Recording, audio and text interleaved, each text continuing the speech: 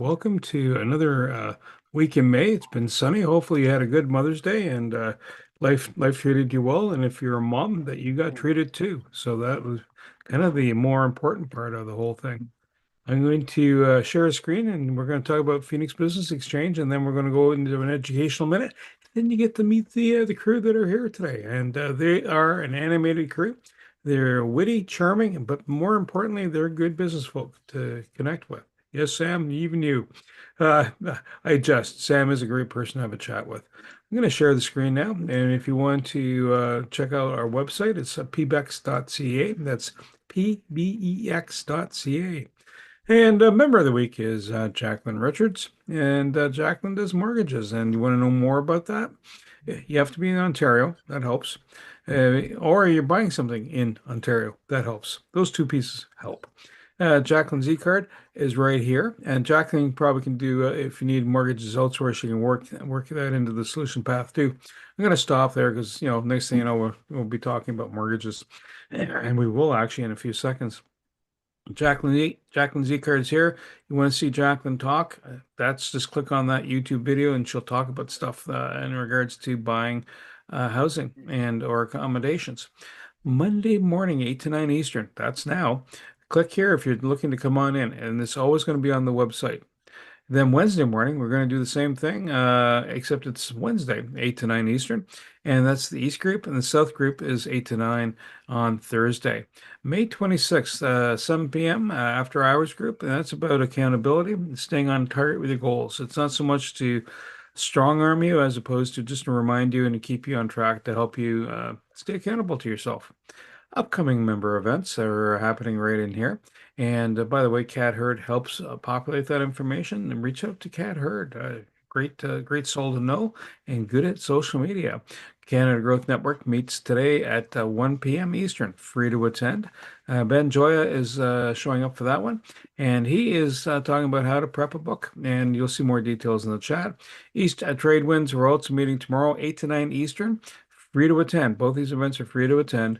Come on in, meet folks in the Ontario, Canada, across the world. East End, we're meeting on May 20th, next week, at Hive. This group will not be meeting on Monday because Monday is Victoria's Day. So don't show up here. I mean, you can. Loneliness is not the requisite action plan here. South End group is meeting on the 28th and in person. So at Hive, 1745 Courtwood, River Lounge just south of Hunt Club on Prince of Wales. And the QR directory full members, click here and you'll find out more details about who's here, what they do.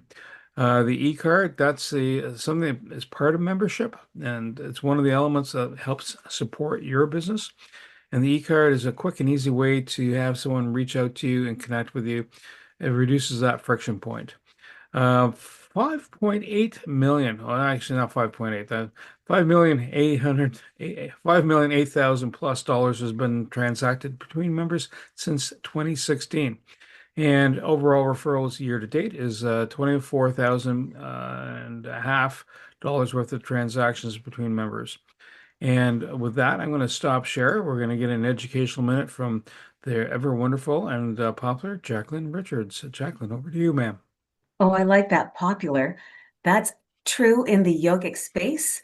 And I have to say, what a beautiful sunrise. I did take a moment and open my door, took a long, deep breath. I lifted my shoulders, I took them back, and I dropped them down, and I extended my arms, saying, thank you for being such an extraordinary season. And, spring really is more than just a season, it's a reset. The flowers bloom. I send out all my flower seeds up to my clients who I've known, who I've helped them grow. I talk about energy shifts, and it's not just about families, it's about the season of beginnings. And that includes often, I'm a mortgage honey, and it's about buying, selling, refinancing, or renewing your mortgage.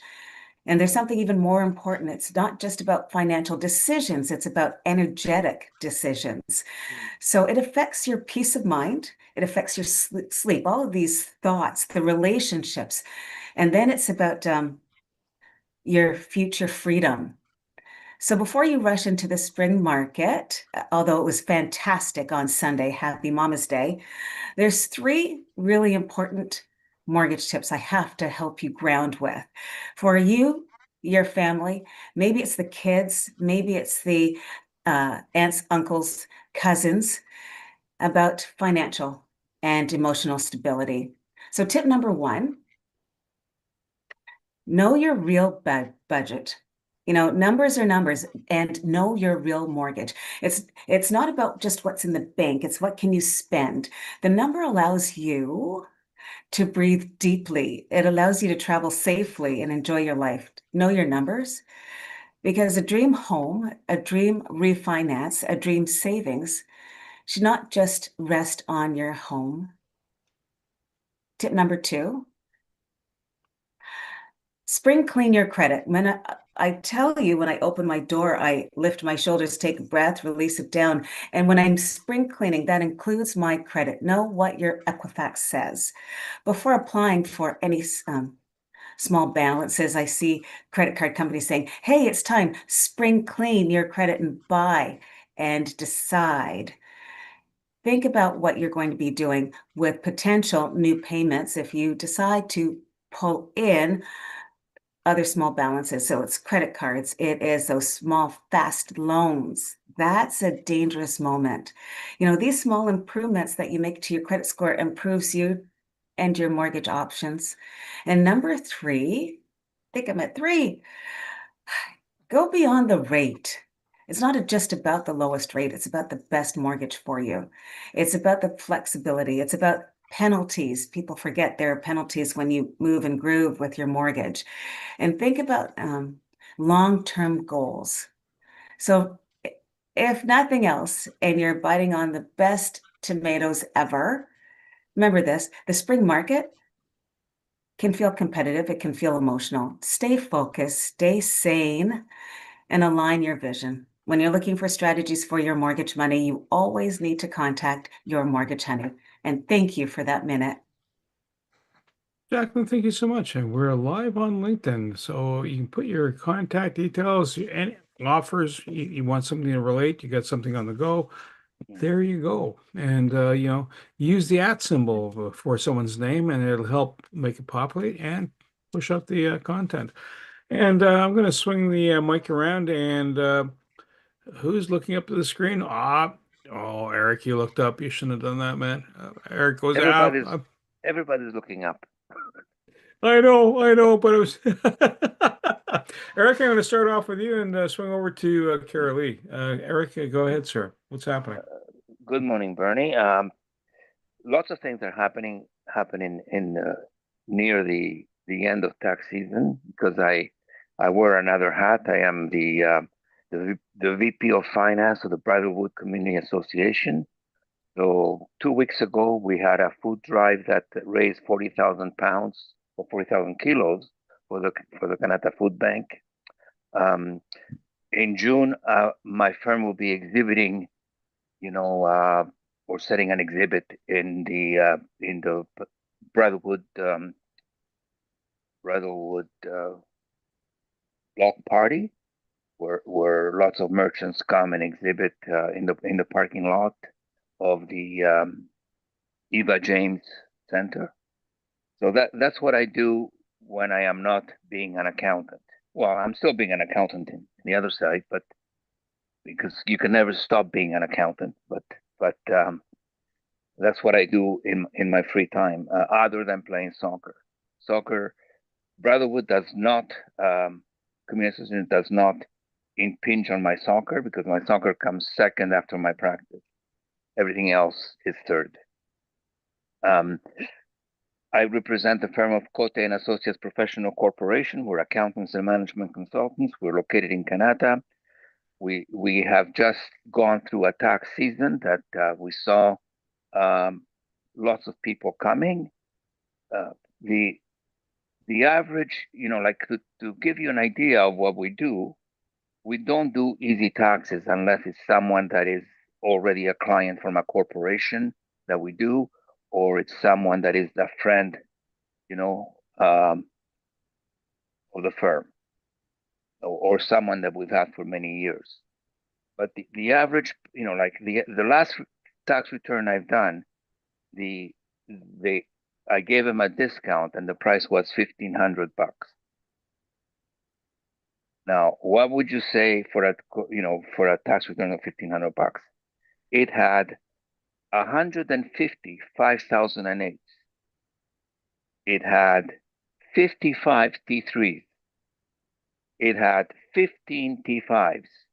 It had 7 properties that was rented. Now, that's the type of return that comes here to be done. And people who can go to Staples and buy a tax program and put their T4 in and that kind of stuff. That we do, but it's usually unfelt by the practice. We also do people like my daughter and her husband, that are in, are imposing on us, but we don't charge. But that's what an accountant does today. The after May 1st, we go back to our corporations, and we have much more settled life. And in the corporations, we do people who are in business, who are incorporated, who have year ends, and we do corporate tax returns, we do financial planning, we do lots of planning with the business. We can be reached at 613-254-7310. We bring reason to numbers and numbers to reason. Thank you, Bernie.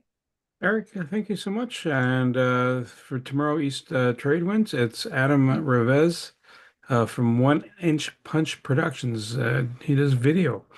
And Kara Lee, and then we will swing over to Sam and then Kat. Kara Lee, go ahead, ma'am. Hi, good morning, everyone. Nice to see everyone this morning. Hopefully, everyone had a lovely weekend. Happy belated Mother's Day to the mommies in the group, and yeah, it was a lovely weekend. With us here at the Canada Food Cupboard, we've got a few busy weeks ahead. We're trying to do as many plugs and pitches as possible for our first fundraiser of the year. It's the Comedy in Canada event taking place on June the 16th. And yes, that's still a month away. However, the early bird deadline to get the early bird pricing for tickets does end May 15th. So if you're interested in saving the $5 with the early bird price, please purchase your ticket this week. The event is taking place again on June 16th at the Ron Meslin Theatre here in Canada. It's nice to have events local, especially for those of us that hate having to find parking sometimes when we go downtown. I know I definitely do. So it's nice to be able to just drive 10 minutes away and see a show. The headliner this year, I hope I'm pronouncing his name correctly, Bobby Knopf. Some of you may have seen this guy. He's been around the circuit for a while. He's quite popular at Yuck Yucks. And it's going to be a great show. So again, if you're interested in purchasing tickets, you can visit Comedy in Canada Facebook page, or you can hop on canadafoodcupboard.ca, and we've got all the information there. So wishing everyone a great week, and don't forget to support your local food bank. Take care. Thanks, Kara Lee. And next quick promo is Kat. So again, a reminder, if you got social media content you want to push out there and you leverage the Phoenix Business Exchange platforms, reach out to Kat. And over to Sam and then Kat. Thank you, Bernie. Good morning, everyone. Sam Sturris, connectedcars.ca. There's my contact information in the chat. Dash cameras, that's why I call myself Dashcam Sam, because I install dash cameras in people's cars, nice and neat, no wires hanging down, right to the fuse panel of the car. I also do other things like minor repairs, oil changes, brake jobs. And this week I want to talk about, car cleaning. I think I asked that question maybe last year, but what's the dirtiest place in your car? What do you think? Well, it's not you. Hopefully. Anyway, Well, thank you. it's the floor in your below your driver's seat, right below where you're sitting when you're driving your car. That is the dirtiest spot in most people's cars. Maybe not mine, but anyway. It's where everything comes into your car, the salt from the winter, things that you stepped on maybe by accident, and you went into your car. Anyway, that's the dirtiest spot. And this time of year is when I start car cleaning, car detailing for people. So if you look down and you look at that ugly looking floor in your vehicle and you think, maybe I'll get somebody else to do this cleanup, have them call me. Anyway, you can call me. Let's see here. Besides that, let's see. BAMS wise, yes. Eric, did you get that exhaust system fixed up on your vehicle? Yes. He's only nodding yes. That's good because I assumed there was something I wasn't going to be able to do. So I'm glad the noise that you were experiencing is no longer there. And the other person, BAM wise, Dave Beliveau, former Phoenix member, dropped by to see me because he was losing air in one of the tires of his car last Thursday, and he dropped by and I pulled out a 3-inch nail from the tire of his vehicle, fixed him up, and he's been on his way. Also noticed some issues with his new Tesla. Unfortunately, some weather stripping that wasn't installed very well. So he's going to come back and I'm going to fix that up for him later this week. That's it for me, Sam Sturz, ConnectedCars.ca. Oh, yes. By the way, I sent a picture to Kat. I keep her update on the front of our house, and we got green grass now and tulips coming up. It looks like fully like spring in front of our house. No longer snow and ice, thank goodness. Let's see here. I'll finish with that. Sam Sturz, ConnectedCars.ca. Today's mobile electronics without the cost of a vehicle, and a heck of a lot more. I didn't say hell. Ah, Why, Sam, thank you. Next quick prompt is Mike Wazowski. If you can't make a meeting and you need representation, he can fit that bill and let him call him Bill if you like. But he can come in and represent your company and do the promotion because that's part of the key of being part of the network, getting your message and repeatedly, continuously pushing it out. Kat, over to you, and then we will go to Tony. Go ahead, Kat. Hey everybody. So you'll hear quite a lot about I do stuff with social media, but that's not all I do. I do many, many things. And the thing I want to tell you about today is follow-up. So I'm sure you all book regular meetings and you speak to your customers all the time. Well, I'm assuming, I could be wrong here. But the question is, are you using things like CRMs and MailChimp and actually sending out regular email newsletters? Are you telling people what's going on in your business? So are you telling them about the Kanata Comedy event that's coming up? Are you telling them about the workshop that Jacqueline's running? So if you're not putting yourself in front of your customers with a mailing list, why have we not had a conversation? Let's chat, let's get that sorted, and let's put you in front of the people that you need to be in front of. Thank you, Bernie. That was quick and clean. So the Power Hour today, it's Ben Joya, and that's the link for that information. Mr. Tony Jennis, tell us a story.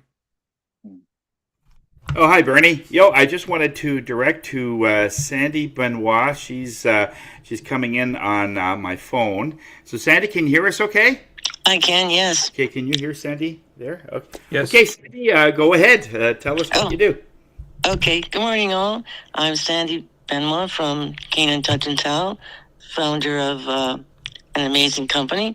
It all started with me being visually impaired, and the reason why my company is called Canine Touch and Towel is because when I touch something, it tells me a story. Therefore, I can create a deeper bond between pets and their pet owners through canine massage, through energy work, which includes essential oils and crystals. Not only that, have you ever thought that nutrition and medicine come from the same source? Example, if you take parsley, it can help with cancer, diabetes, and even eyesight. It doesn't help mine, though, unfortunately. And I work with core strengthening as well. Have you ever seen a dog that can sit and not get back up? Well, it's not using its core strengthening, so that's where I come in. I've been in the business for over 30 years, giving tips and exercises to do at home to help pets and their pet owners have a positive change in life. Sandy Benoit, Canine Touch and Towel, 613-762-8869. Thanks. Okay. Thank you, Sandy. That's great. Thank you. She does wonders to Stella too. So it's our dogs they're amazing energy sources. So I'm Tony Jennis from Higher Self. I'm the spirit guy of the group. I look at everything through energy, which is exactly what it is. That we are that thing. And so when we are around our devices, computers, iPad, anything electronic, it really makes a big difference in our energy. Like Eric is a good example. He's got computers all around him. He's got the Wi-Fi probably in his office. There's a networking system probably not very far from him. So a number of weeks ago, he ended up with a crystal called black tourmaline in a bracelet form, and it absorbs a lot of the energies that he will get on a regular basis. But it does a little more than that for stress and other things. But one of the things I wanted to bring into your awareness is a crystal called shungite. If you are always around, now this is for people like Josh, who have like multiple computers in his office and a networking system. He's always around the EMF thing. You need something a little stronger. So this energy, in the crystals will absorb almost 99% of the EMF that would normally go on your body. It's like a sponge, and you don't have to clear it. It's self-clearing. It's just like soap. You don't have to clean soap. Soap is soap. So it's one of those that are very powerful, and if you are around a lot of electronics, this is the crystal to use in a bracelet form. There's tons of energy here. NASA uses these types of materials so the people in the shuttle won't fry because there's so much electronics. There's got to be like 10 miles of wiring in the shuttle. And the microwaves would not. There's no way anybody would survive in there. So they line the whole thing with things like shungite and other resonators, so it absorbs most of it. So you can get that. So this is where our lives are. We have electronics all around us, and so it's good to protect yourself. If you know somebody who's very down or whatever, this could be one of the reasons. If they're always in front of the computer, they got to get outside, get into the sun, and be able to do things more naturally, And we always have our phones in our pocket. How many people have phones in their back pocket if they're walking around? I know I do, but Sam probably doesn't. He's too busy working on the cars. But anyway, the idea here is try and keep yourself as pure as possible and be able to have that break where there is little or no EMFs that you're collecting. So please do not, whoever is charging their phone beside their bedside table, and the phone is like 2 inches or 2 feet in front of your head on that table, it's got to be at least 8 feet away if you're using your phone as an alarm clock and trying to wake up in the morning. So it shouldn't be charging because it's really, really detrimental to your sleep and stuff. It vibrates over 900 times per second. And this is why we don't get that restful sleep. Anyway, Tony Jennis from Higher Self, we are here to raise your spirits. And ongoing business with Eric, ongoing business with Josh, and went to Penny Lee's potluck there on Friday, which was wonderful. A lot of people were there that I've known, and a couple of people I haven't seen before. So it's a great way to just like the old-fashioned way where we just get together. Everybody brings food, and it's a nice time. So till then, thanks a lot, Bernie. Over to you. I'm sorry, folks. I do have to go at this moment. Oh, okay, Sandy. Thank you, Ken. Okay, thanks a lot, Sandy. Okay, bye. Thank you, Sandy. I did have a band with Tony. I forgot to say that. Yes. Thank you. Thank you. Let's see, you can hang up.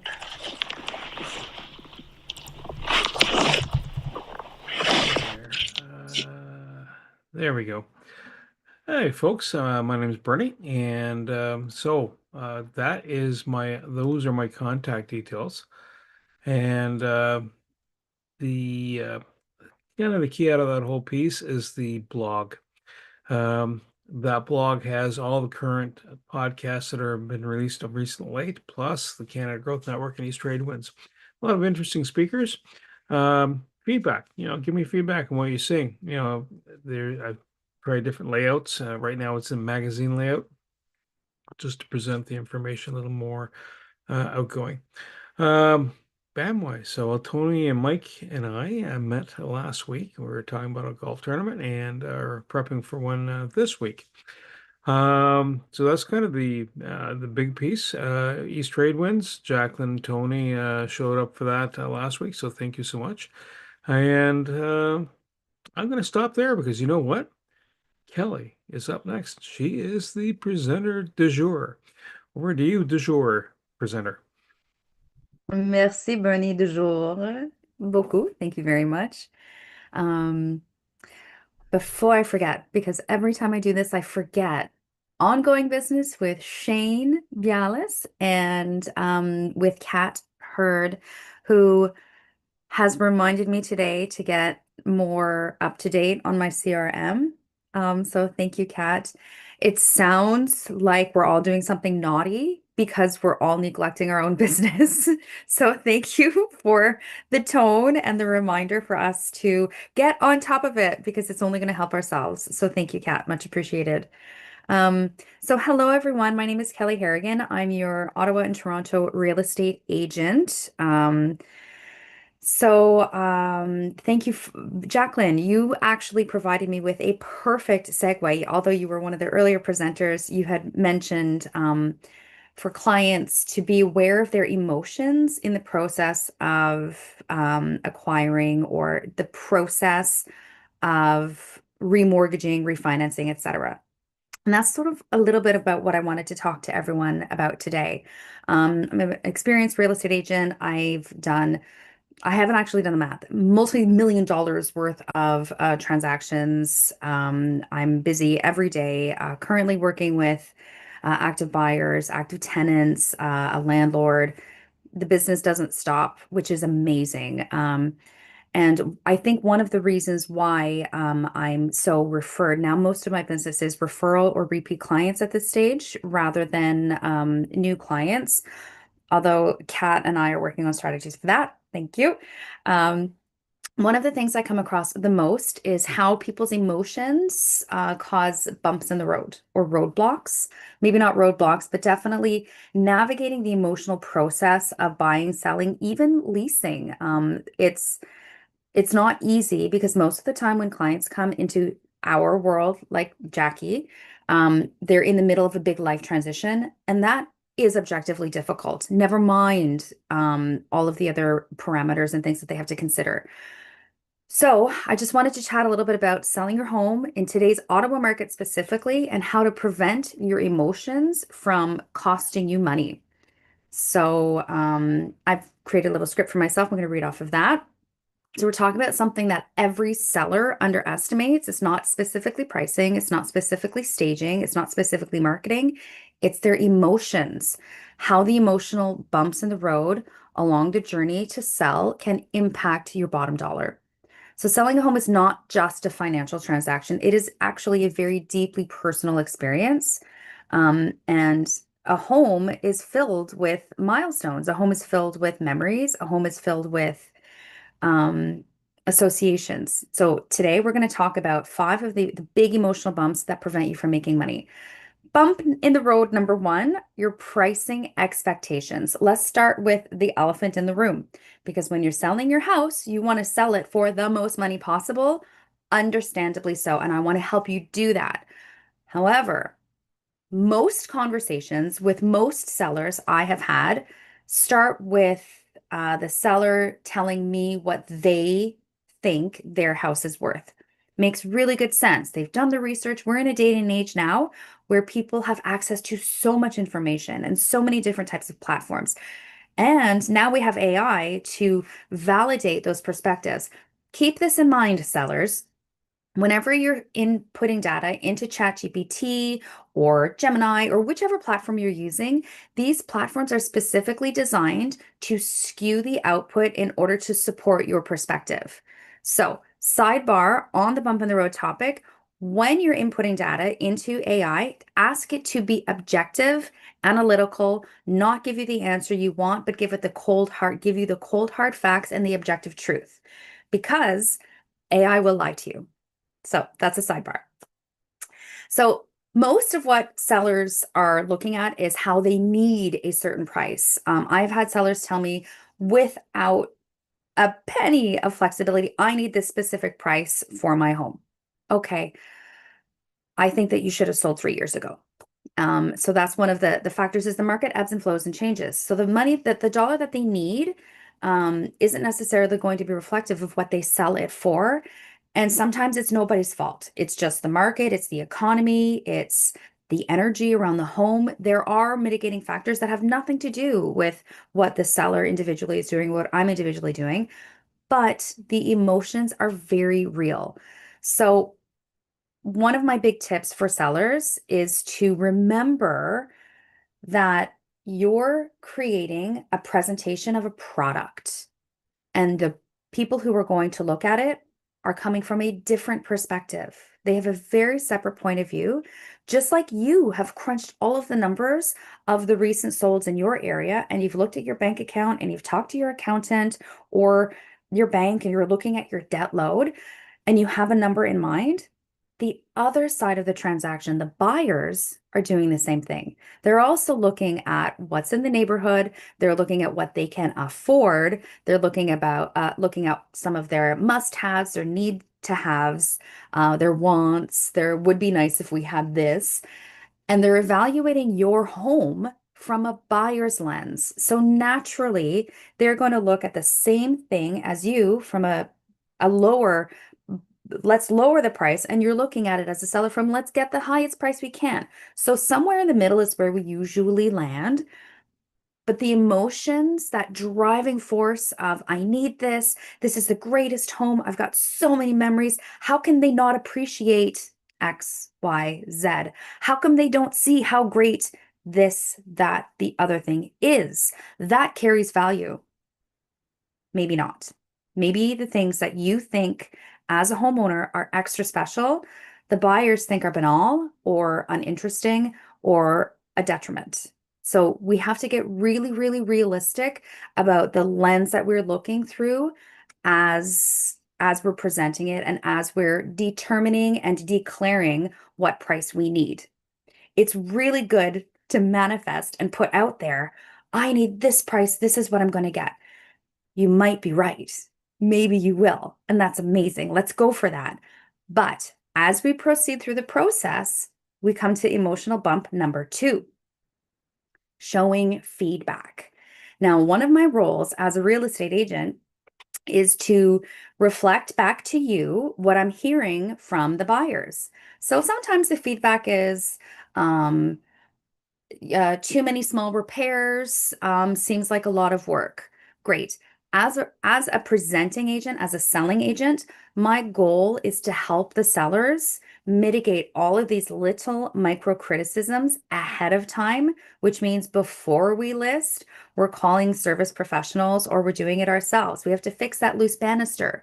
We want to straighten that crooked lighting fixture. All of these little things have an impact when we're presenting the home because we want it to be pristine and fresh because we want to get the highest price possible. So my eagle eyes are scanning and looking at everything. However, buyers also have eagle eyes because the buyers are looking at your sale going, well, this door frame is a little crooked, and that's not just cosmetic, that's structural. So we should consider offering $10,000 less. That's just going to happen. However, as a seller, you might have gone through the experience of having Kelly tell you, fix this, and this, and you've done it. Thank you. You're amazing. We're ready to present. And then you hear one point of feedback that I disagreed, we didn't need to do it, or they're milking the scenario and saying, oh, well, because of this, we need to be offering much less.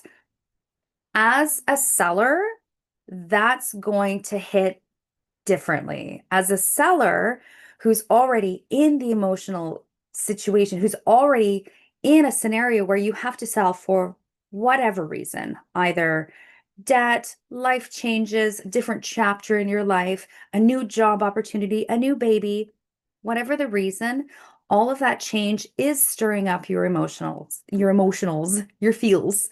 So when you're hearing your buyer feedback and they're like, well, there is a crack in the counter, so we're going to offer $8,000 less because we're going to have to replace the whole kitchen. That will feel big for you.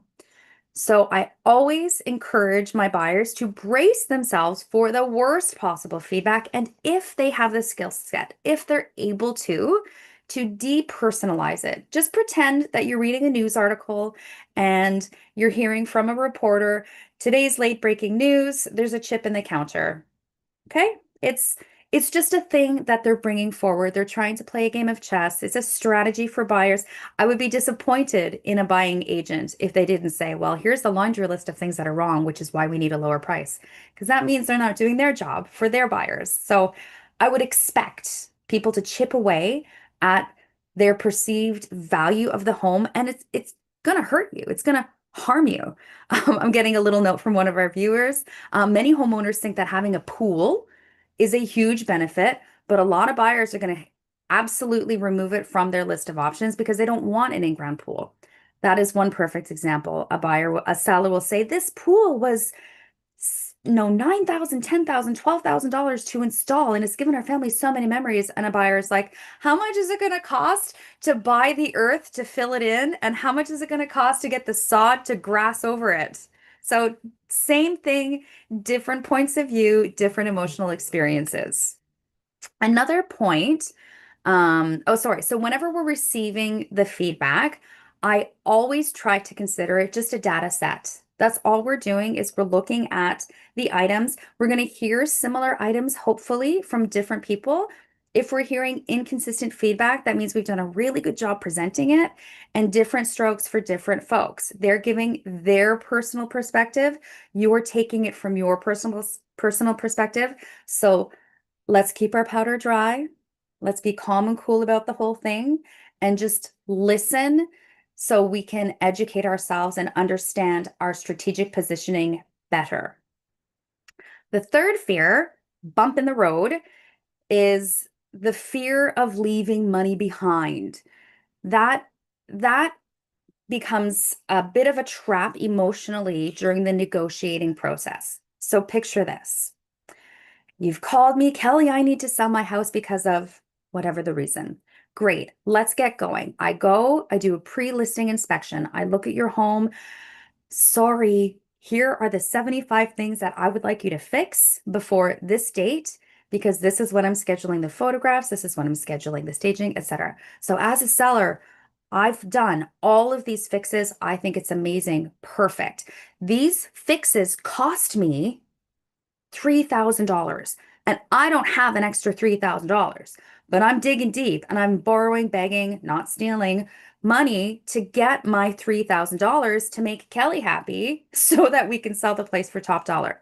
I get it. You're doing this because that $3,000 will put us at the head of the competition, because really and truly, when you're selling your house, you're competing with other houses. You're competing with other sellers. We want our listing to be the best in the area. We work with what we've got, right? If we only have $500 in the kitty to do some renos, perfect. We're going to strategically do that. Then, when it comes to negotiating time, we need to know the buyers are going to offer less than market value. That's just what's going to happen. The emotional bump in the road of the fear of leaving money on the table happens every single time, 100% of the time. Well, we can't accept this amount because what happens when next week someone else offers us more? We can't, go down this much because that's a difference of $4,000 from what I was expecting on my sale. That is below my bottom line. And that fear drive is going to stall the momentum of the process. Now, I can't tell you in this presentation what amount of money quantifiably is considered a low ball. This is all theoretical. But what I can tell you is that every single seller, when the first offer has come, has been shocked because It's lower than what the number is and they had in their mind. Keep in mind, whenever we discussed the pricing strategy, we will have spoken about, like, this is when the conversations happen, when I remind them of our previous conversations. I will always prepare you. I will always tell you, here's what's going to happen next.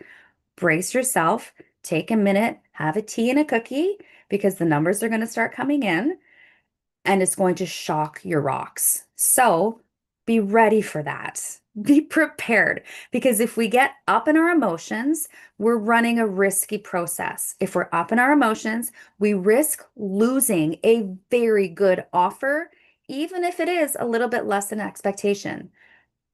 Different presentation for a different day. Not all offers are created equal. We might be receiving an offer that has excellent terms, excellent conditions. Nothing is a red flag. It's just a little bit below market value. So that's when we need to look at things like, how valuable is your timeline? If we're really, really emotional about things, we can't evaluate those things clearly. It's really, really hard to do. It's hard to make it clear-headed, because ultimately the seller is the driver of the process. You're behind the wheel. You're driving that car. Dashcam Sam will tell you. He's so you're the decision maker. The caution, once again, is to stay out of your emotions. And that brings me to the emotional bump number 4, which is the negotiation process. So the fear of losing money when it comes to home preparation is real. When you're emotional and we're in the negotiation process, it can feel really intense. It can be really intense, which is why we encourage you to go to Jacqueline's presentations or Tony's meditations to help stay grounded. Because when we're in the negotiation process, I hate to tell you, you're going to hear from me more than you want to. I know I'm lovely, blah, blah, but I'm on that phone and you're at work. And I'm like, I need an answer on this in the next 20 minutes sometimes. And it's triggering, it's immediate, it's stressful, it is full of stress. And that's when we can lose our head. And that's when we lose the power of negotiating. Don't worry, I will keep you on track. I'm basically asking you to keep yourself grounded so I can do my job easier without having to do too much emotional leveling for you, because I want to be 100% your negotiating viper. I want to be going for exactly what I want, how I want for you, because I'm representing you. But if I'm also trying to balance your emotions, it takes an extra bit of effort. And I'm not saying I need you to do this for me. I need you to do this for you. I need you to try with every tool you have in your toolbox to stay regulated during the negotiation process, because it can get very intense. And if we're too emotional and we have a really good offer and we throw it away, that's when we get into a situation where, oh no, we lost a really, really solid buyer. And we need to start that whole relationship and that whole process from scratch for the next one. It's not the end of the world. We'll get there in the end. But if we can get there sooner than later, calmer than more dysregulated, happier than more anxious, we're winning the process. We're amazing and we're on fire. That's what I want for all of my sellers. The other one is something that I have preemptive calls before the listing process. So far in this chat, we've talked about when I get that phone call, I need to sell right away. And then I give some guidance, and it's the fear of spending money on renovations. And then it's the fear, the bump in the road of um, leaving money on the table. And then the bump in the road of during negotiation. There's another type of seller that I deal with who are planning a sale gently, lightly, in a little while. They want to sell. They know that chapter is in their life is approaching, but they're not really sure when. So I'm getting these phone calls asking, well, what renovations should I do? What should I do to maximize the value of my home? Amazing question. Good question. My counter question is, how long do you plan on living there? So perhaps one of the bumps in the road is people overcomplicating their own personal analysis when they still live there and they still plan to live there for 5, 10, 12 more years. I actually get these phone calls on the regular saying, well, we think when my daughter graduates university that we'll probably sell because we'll have an empty nest. Great. How old is your daughter? She's 12. Okay. Good question. My other question is, do you really plan to live here during that time? So the reason I bring this up is I consider it a bump in the road because people sometimes get overly complicated prioritizing a long-term future sale over what's going to make you happy. Do you really love the way that your kitchen is laid out? Are you going to be there for another 5 years? Will putting $8,000 into a renovation make those 5 years better? Do you have the financial wiggle room? Do you need to call our mortgage honey and say, look, I need a little bit of extra cash to do this home improvement? Is the home improvement going to make you happy, or is the home improvement strictly strategic? I will give you two very different answers depending on which scenario is which. Are you going to be there for a long time? Great. Make yourself happy. Put the pool in. Put a DJ booth out back. Respect noise bylaws. Do what's going to make you happiest. Because when you're happy, you're creating a beautiful home environment. And when it comes time to sell, people walk through that door and they feel it. They feel the joy in your home. They feel the quality of the collective experiences and good times that have been there. That is something that people respond to. It's not a quantifiable, it's the it factor. When people walk through the door and they feel that feeling that people try to recreate by baking cookies, that feeling is what people feel. That's what's going to sell your home. So when it comes to your renovation expectations, watch out for that emotional bump in the road. Try not to get too analytical. Try to make some decisions for your benefit too. What's going to make you feel happiest and what's going to make you squeeze as much joy out of your property as humanly possible while you're going to be there. So that's sort of it. I know I threw a lot at you and I want to give an opportunity for questions. Basically, to reframe it and to present a final thought is staying grounded will always lead to better outcomes.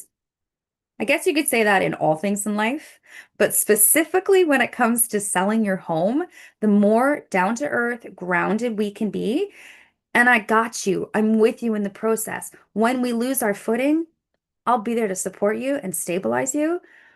But if we can keep our powder dry, keep our heads in the game, price it strategically, present it properly, respond to the market intelligently. The market is those offers coming in. If we can respond with intelligence, strategy, and care, that is actually prioritizing your long-term goal more than getting very emotional and reacting and resenting.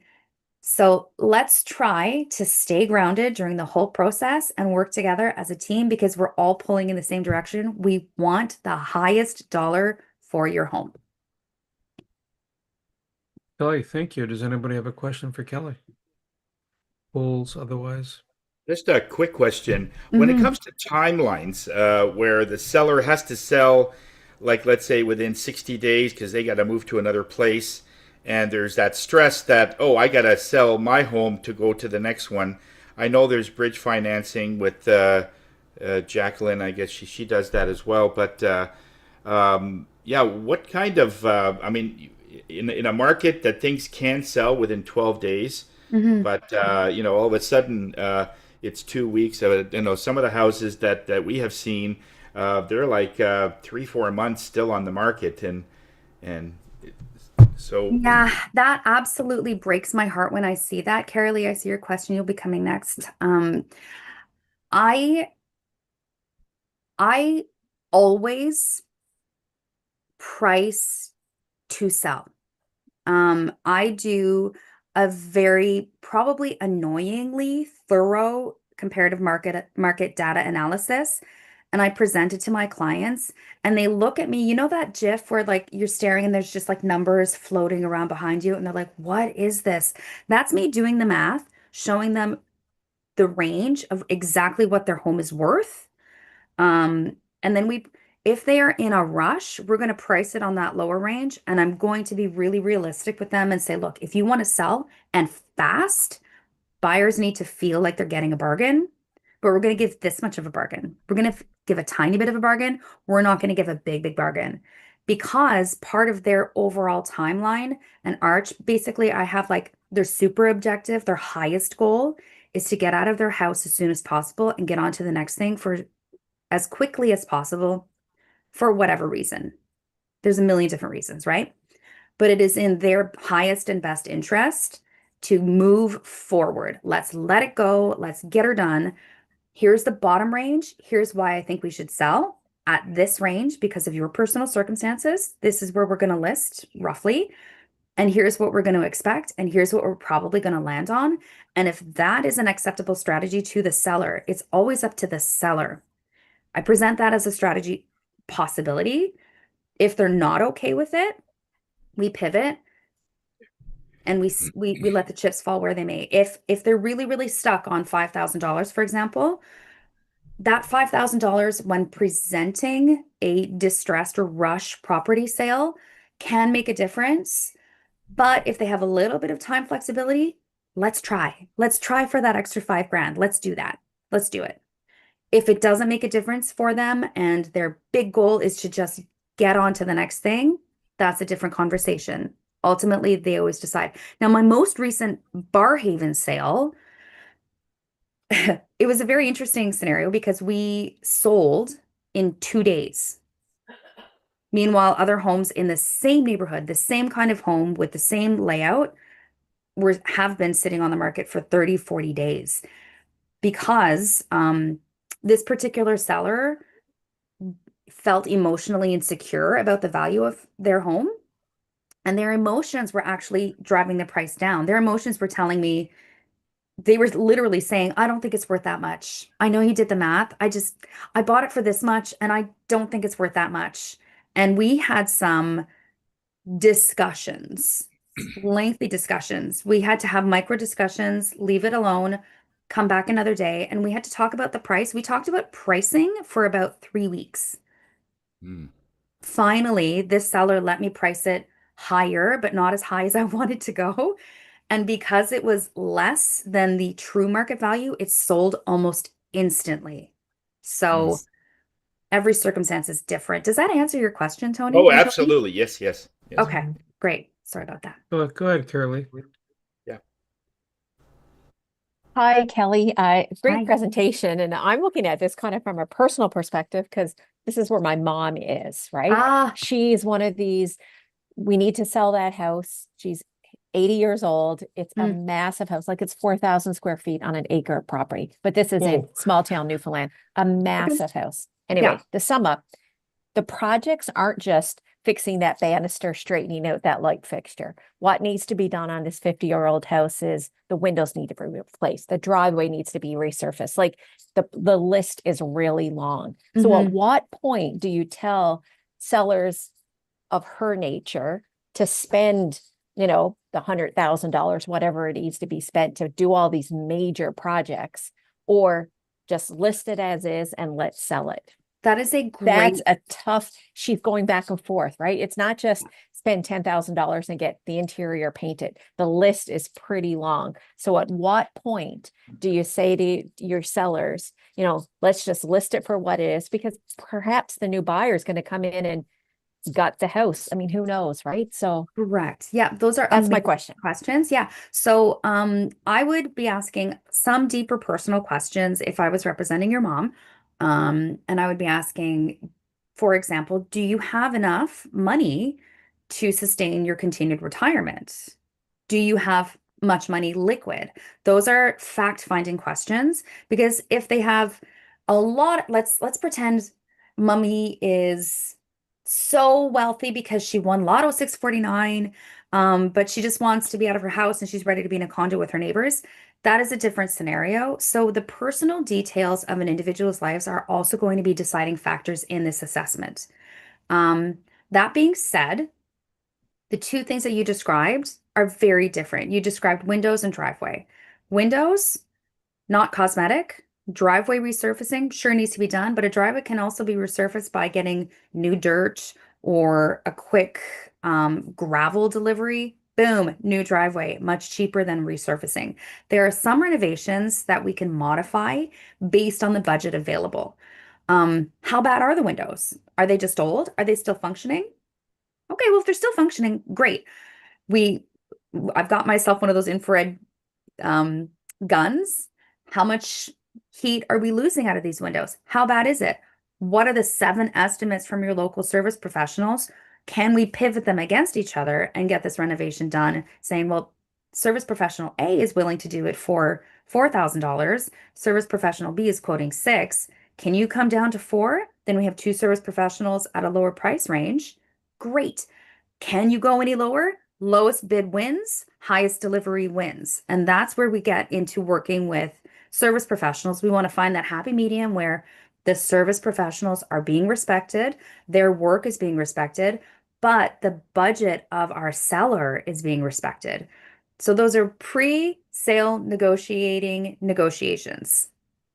Some of the intrinsic systems in rural properties, like what you're describing, a septic tank, for example, that's probably too big of a beast to take on. Really and truly, that's when we would go, the septic tank's original, it's still working, it's old, but original is 60 years old.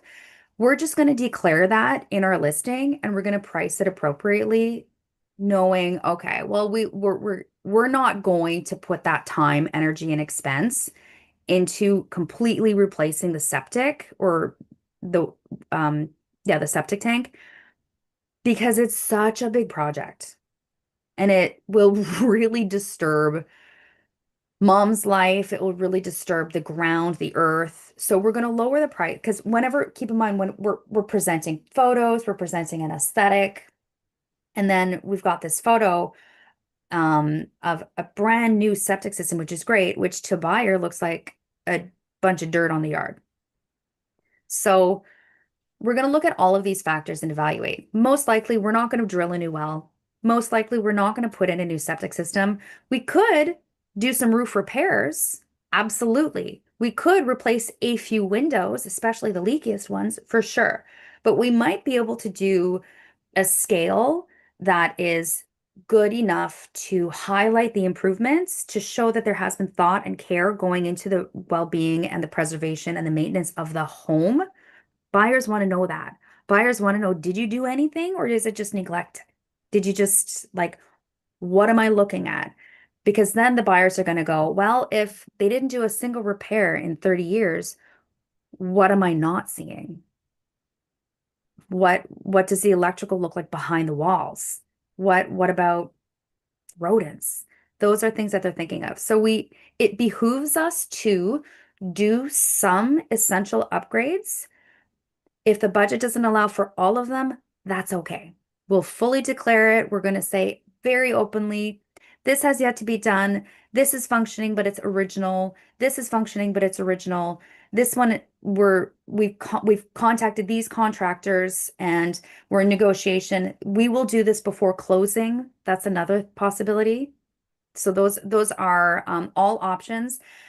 I can only give my best advice based on the circumstances of the seller, and it's up to the seller to ultimately make that decision. Their money, their call. Does that help at all? Did I just give you a non-answer? You give It's an actually answer. You have to conversation. wait. You have to wait. You have to weigh what's going to give you money back and where you're sinking a cost you can't recover. Yeah. Bathrooms, kitchens. Most of the time. Yeah. Yeah.